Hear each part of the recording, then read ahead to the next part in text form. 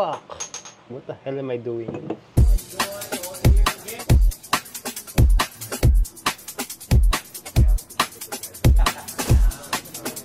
This is Hitachino Nest Japanese beer.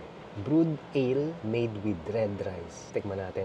Pero bago natin buksan, basahin muna natin yung descriptions niya. It says here, red rice ale, a beautiful pink-colored ale brewed with ancient red rice. What is ancient red rice? They call it Asamurasaki. This ale has moderate bitterness and pleasant acidity with a hint of fruits. Brewed and bottled by Kiyuchi Brewery, Nakashi, Ibaraki, Japan. Now, marami na ako natikmang mga Japanese beer. Pero ngayon lang ako nakatikim ng Japanese craft beer. Fuck! I'm sorry, buti na lang di nabasag. What the hell am I doing? Shit, buti hindi nabasag yung baso ko. Sayang, favorite ko pa naman tong baso na to. Okay, tingnan natin yung kulay.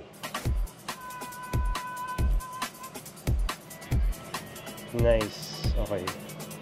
It's very reddish nga siya. It's still golden, pero it's way darker and way redder than the usual beers.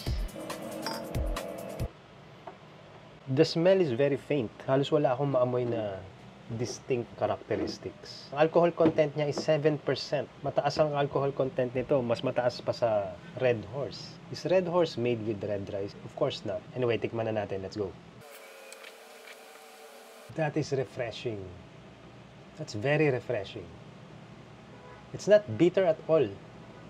I was expecting kasing pait siya or kasing hirap inumin ng Red Horse, but it's not. Hindi ko nararamdaman yung taas ng alcohol content. Usually, pagka mga matataas na alcohol content like Red Horse, 6.9 kasi ang Red Horse. Matalim sa lalamunan. Ramdam mo na agad yung guhit ng alcohol sa lalamunan. This one, it's not. I'm very surprised.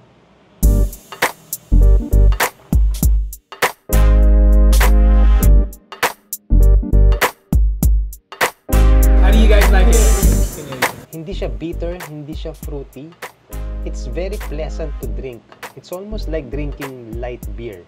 That's why yata ako na guguluhan or nako-confuse with how to describe this beer right now.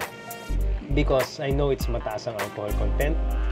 I know it's red rice, but I'm not tasting the indications that it is a strong beer.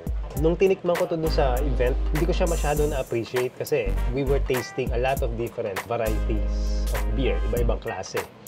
And sunod-sunod siya, maliliit na shot lang, mga tagay-tagay lang. So each one medyo, it kind of blended na to the next shot, to the next classes.